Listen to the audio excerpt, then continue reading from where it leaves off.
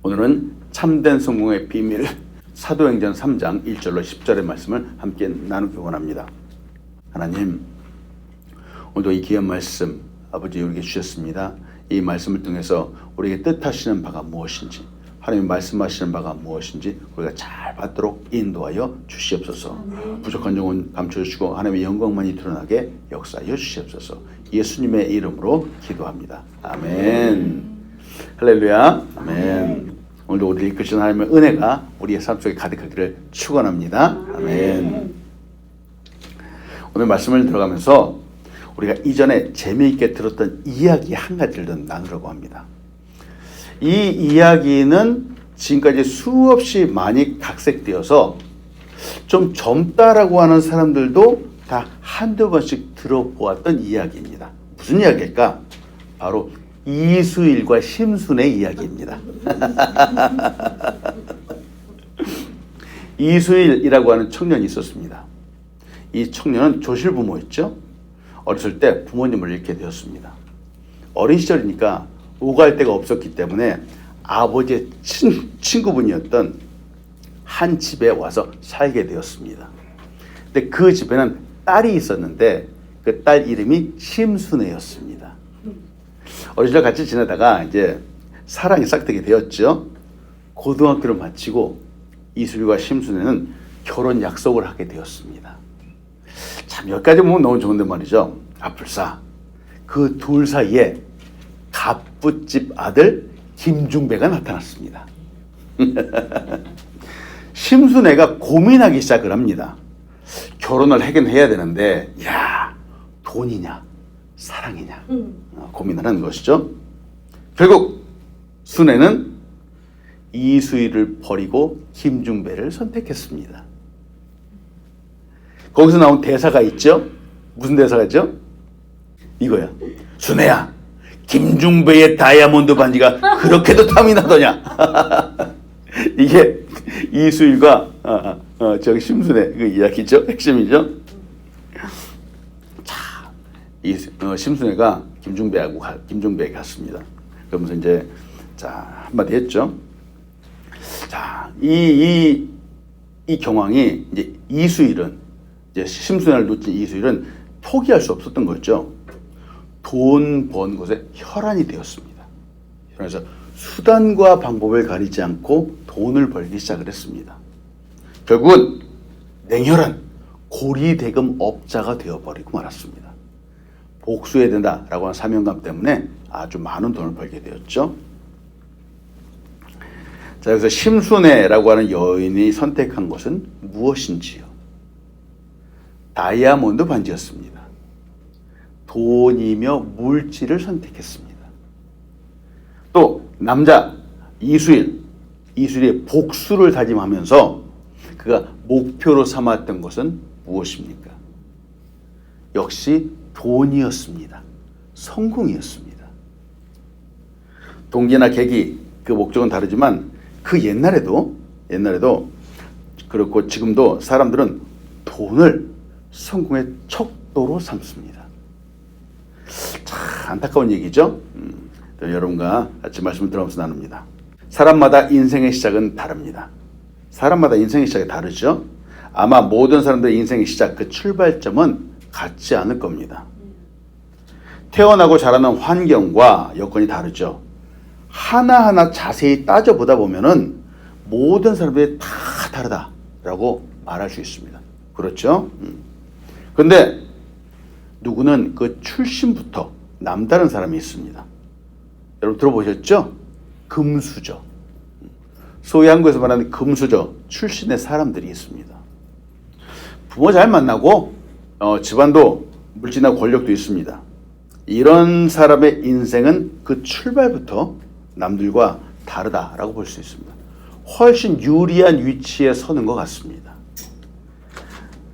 세상의 기준, 세상의 관점으로 본다면은 인간의 눈으로 본다면 아마도 부러움의 대상이 될 겁니다.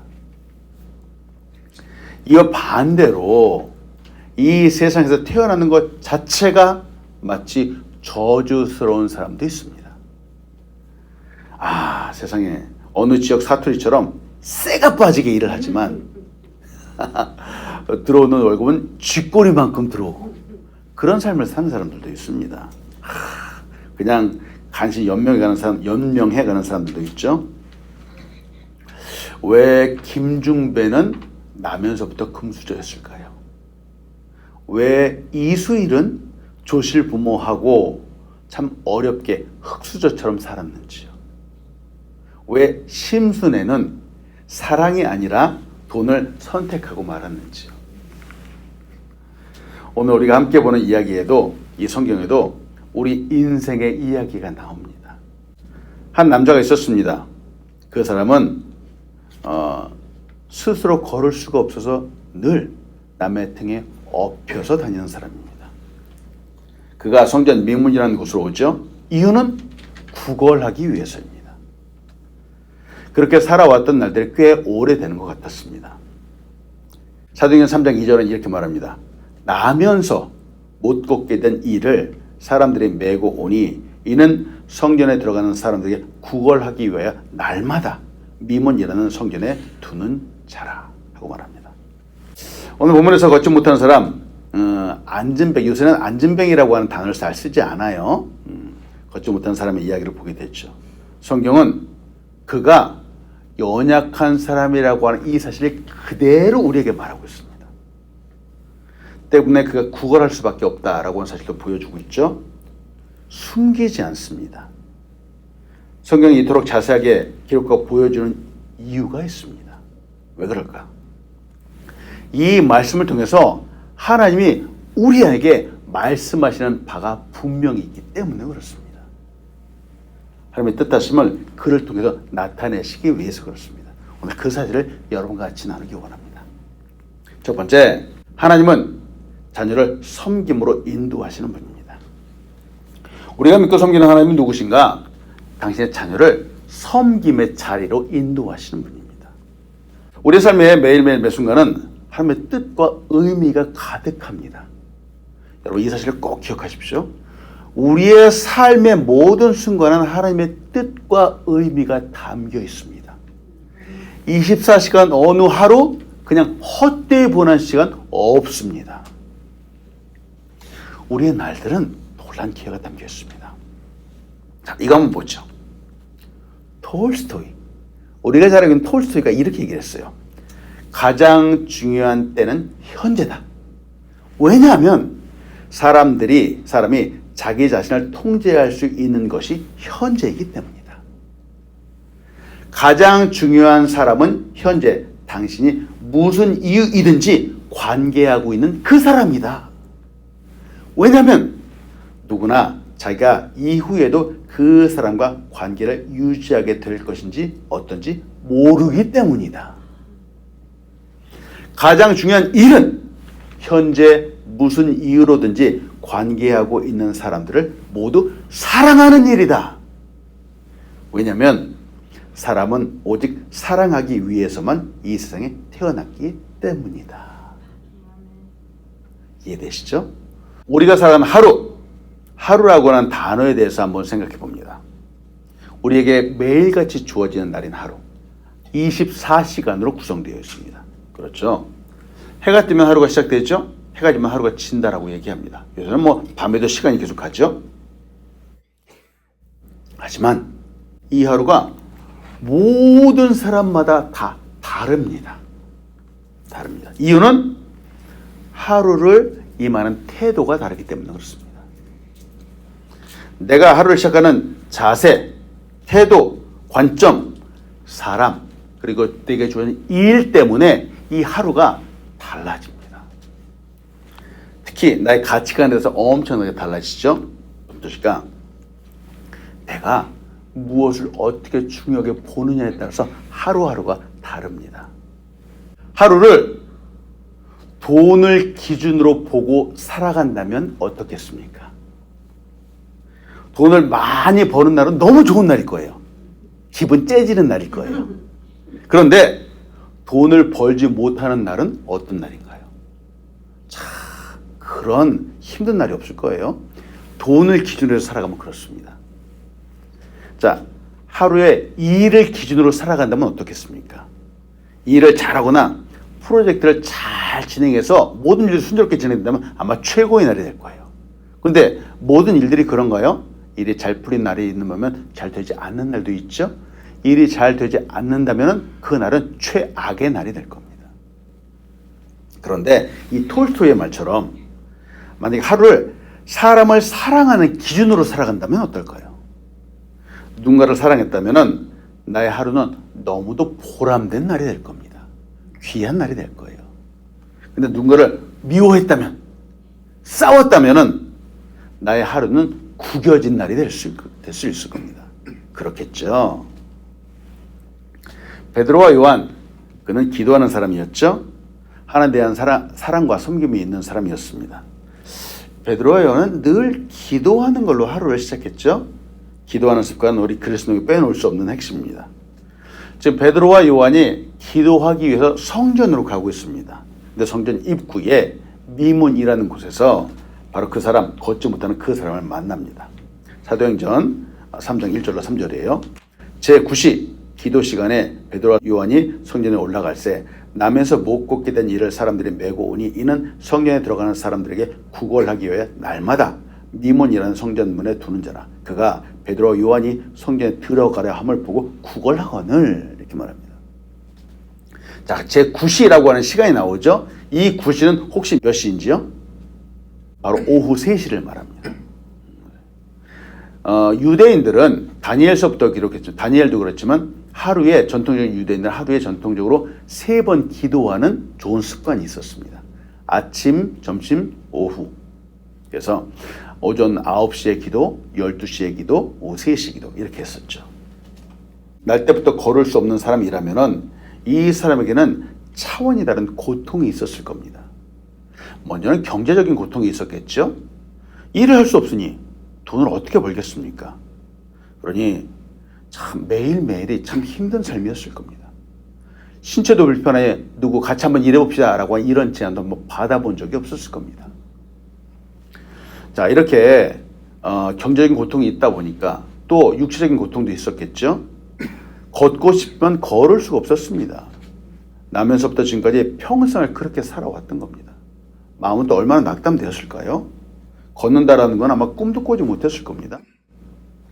그리고 아마도 가장 고통스러웠던 것은 주변의 사람들의 시선이지 않았을까요? 율법으로 보니까 신체가 건강하지 못한 사람은 부정한 사람이다 라고 낙인 찍히는 그런 사회였습니다. 그러니 참 이 사람의 마음속에 몸도 불편한데 얼마나 힘들었겠습니까?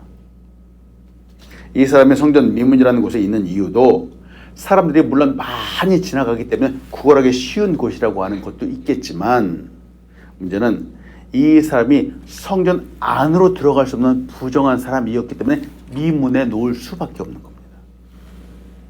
율법 때문에 딱 거기까지만 갈 수밖에 없었어요. 정말 이 사람에게 도움이 필요합니다. 주변에 도와주는 사람이 있지만 매일같이 없고 오는 사람이 있지만 이 사람의 근본적인 문제를 해결해 줄 수 없었기 때문에 도움을 받기는 받아도 늘 부족한 것뿐이죠. 사람들은 종종 기회를 말하기도 하고 또 노력하고 수고와 역경을 극복하기도 합니다만 이 사람에게는 아마 그 어떤 기회도 어떤 소망도 가질 수 없었을 겁니다. 이걸 생각해 봅니다. 자, 여러분 이제 이 부분 잘 한번 들으세요. 왜 누구는 이렇게 건강하고 누구는 금수저이고 누구는 그 인생의 출발선이 남과 다른지요? 왜 누구는 이렇게 어렵고 인생의 기회라고 하는 말조차 사치처럼 들리기도 하고 그 인생의 출발선 자체가 저 먼 뒤에서부터 있는 것처럼 이렇게 느껴지는지요? 왜 그럴까요? 이게 정해진 운명인가요? 여기에 하나님의 뜻이 담겨 있습니다. 여러분, 바로 여기에 하나님의 뜻이 담겨 있다는 사실 여러분 꼭 기억하십시오. 이게 무슨 뜻일까? 우리 이 사실을 잘 알아야 됩니다. 왜 누구는 금수저이고 왜 누구는 흙수저인가? 바로 하나님의 뜻이 담겨져 있는데 바로 섬김이라고 하는 뜻이 담겨져 있기 때문에 그렇습니다. 섬김. 연약한 사람, 부족한 사람은 도움을 받아야만 합니다. 섬김을 받아야만 합니다. 그래야지 살아갈 수 있습니다. 그렇다면 이 사람을 도와주는 사람이 있어야 되겠죠? 누군가는 섬김을 받는 사람이라면은 누군가는 섬겨주는 사람이 있어야 되는 겁니다. 이게 하나님이 이 땅 가운데 우리를 두시는 이유입니다. 목적입니다. 이게 사명이라고 하죠. 이 땅 가운데 살아가는 우리 사람들은 바로 섬김이라고 하는 사명이 누구나 다 있습니다. 스코틀랜드 가정에 표어들이 많이 있는데 그 표 중에서 한 표가 있습니다. 봉사하기 위해서 구원받았다라고 하는 거예요. 구원받은 이유가 무엇일까? 즉 봉사, 섬기기 위해서 구원받는다는 거예요. 이게 한 가정의 표어라고 하는 겁니다. 섬김을 모르는 삶은 구원의 감격이 없는 삶입니다. 우리 권사님들 이렇게 때때로 점심으로 잘 섬겨서 너무 감사합니다. 우리 집사님들 이렇게 또 이렇게 봉사로 이렇게 때때로 청소나 이런 것들로 잘 섬겨서 너무 감사합니다. 우리 교회가 사람들이 이렇게 서가고 계속해서 유지될 수 있는 이유는 이렇게 섬기는 분들이 있기 때문에 그런 거예요. 아멘. 자, 근데 우리도 때때로 섬김을 받아야 할 때가 있습니다. 그렇죠? 그때는 이 섬김을 잘 받을 수 있어야 됩니다. 사랑도 받을 수 있어야 되고 섬김도 받을 수 있어야 됩니다. 자, 이렇게 섬김만 받으면 안 되겠죠? 이제는 섬겨야 될 때가 있습니다. 그때는 섬길 수 있다는 기쁨으로 즐거움으로 잘 섬겨야 됩니다. 바로 이거예요. 지금 베드로와 요한이 이 사람을 도와주려고 합니다. 섬기려 하죠. 하나님께서 바로 이것을 원하셨습니다.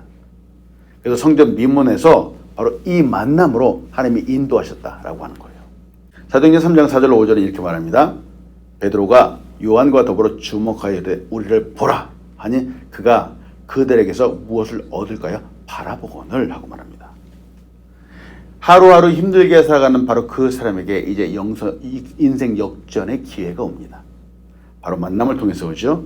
누군가의 섬김을 통해서 그 놀란 기회가 오고 있습니다. 자, 여기서 두 번째로 같이 나누고 싶은 것은 하나님은 우리에게 섬길 수 있는 능력을 주십니다. 섬길 수 있는 능력을 주시는 분이에요. 우리 모두 하나님의 자녀에게는 소명이 있습니다. 그것은 우리가 받은 사랑을 세상에 주는 것입니다. 사랑이 필요한 그 사람에게 바로 그 사랑을 전해주시는 것이죠.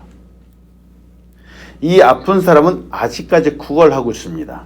그가 소원하는 것은 동전 몇 개입니다. 그러나 그에게 정말 필요한 것은 동전 몇 개가 아니겠죠? 그의 삶에 꼭 필요한 것이 있습니다. 베드로와 요한이 정말 꼭 필요한 것, 반드시 필요한 바로 그것을 주는 겁니다. 사도행전 3장 6절로 8절입니다. 베드로가 이르되 은과 금은 내게 없거니와 내게 있는 이것을 내게 주노니 나사렛 예수 그리스도의 이름으로 일어나 걸으라 하고 오른손을 잡아 일으키니 발과 발목이 곧 힘을 얻고 뛰어서서 걸으며 그들과 함께 성전으로 들어가면서 걷기도 하고 뛰기도 하며 하나님을 찬송하니 라고 말합니다. 베드로가 이 사람에게 준 것은 바로 예수 그리스도의 이름입니다. 그에게 동전 몇 푼을 준 것이 아니었습니다. 주님이 꼭 필요했기 때문에 바로 주님을 주었습니다. 그리고 그들에게 지금 있는 것 또한 동전 몇 푼이 아니었습니다. 예수 그리스도의 이름의 능력이 바로 베드로와 요한에게 있었습니다. 여기서 생각해 봅니다. 혹시 베드로와 요한에게 그들 주머니에 어느 정도의 돈이 있었다면 어떻게 됐을까요? 그들은 자신이 갖고 있던 그 돈 몇 푼을 구걸한 사람들에게 주고 기도하러 올라갔었을 겁니다. 근데 지금 보십시오. 돈이 없었기 때문에 예수 그리스도의 이름의 능력을 줄 수 있었습니다. 이게 놀랍지 않나요? 자, 이 모습을 보면은 우리도 마찬가지예요. 우리도 물질을 많이 갖고 있지 않는 것이 어쩌면 축복일 수 있습니다. 이해되시죠? 네. 내가 물질이 없기 때문에 물질이 아닌 다른 소중한 것을 나눠줄 수 있는 겁니다. 다 그렇진 않지만 제가 가끔가다 신문을 보면서 공감하는 부분이 바로 그 부분이에요. 이게 중요해요. 정치하는 분들이, 돈 꽤나 있는 분들이 자신의 명예를 위해서 어려운 사람들에게 이렇게 기부를 합니다. 기부를 하는 물질을 기부하는데 그 기부하는 그 가운데 사랑은 쏙 빠져 있습니다. 그리고 나는 얼마 기부했네 그러고선 이제 크게 대문짝만하게 이렇게 사진 찍는 경우들이 종종 있습니다. 여러분, 이게 좋지 않은 겁니다. 하나님은 이런 것들을 원하지 않죠. 그래서 제가 그런 부분을 보면서 제가 묵상한 말이 있습니다. 뭐냐? 바로 이거예요. 사랑하면 가진 것이 없어도 줄 것이 꼭 있습니다. 그러나 사랑하지 않으면 가진 것이 많아도 줄 것이 하나도 없습니다. 장원욱. 제가 한 말이에요. 제가 묵상한 말이에요. 자, 여러분 어떠세요? 좀 공감이 됐어요? 정말 그런 것 같아요. 사랑하잖아요. 내가 가진 것이 하나도 없어요. 근데 줄 것이 있어요. 줄 것이 있어요. 마음을 주기도 하고 사랑을 주기도 하고 나의 시간을 주기도 하는 거예요. 근데 사랑하지 않잖아요. 넘쳐나요. 근데 줄 것이 하나도 없는 거예요. 저는 책을 보고 말씀 묵상하고 기도하면서 이 부분을 생각을 하게 되었어요. 섬길 때, 구제할 때 가장 중요한 것은 바로 사랑의 마음입니다. 마음. 그 사람을 생각하고 또 주님이 준 사명을 생각하고 하나님의 마음을 생각해야 됩니다. 자, 질문합니다. 우리가 갖고 있는 것은 무엇인지요? 베드로가 갖고 있었고 요한이 갖고 있었던 바로 예수 그리스도. 우리도 이 예수 그리스도를 갖고 있지 않는지요? 우리에게 예수 그리스도, 그 이름의 능력이 우리에게 있습니다. 아멘. 자, 베드로가 바로 자기에게 있는 이 예수 그리스도 이름의 능력을 선포했죠. 은과 금은 내게 없거니와 내게 있는 이것을 내게 주노니 나사렛 예수 그리스도의 이름으로 일어나 걸으라 하고 말했습니다. 여러분, 이 목소리에서, 이 문장에서 베드로의 확신이 느껴지시는지요? 그리고 앉아있는 사람의 오른손을 붙잡아 일으켰습니다. 힘있게 끌어당겼죠.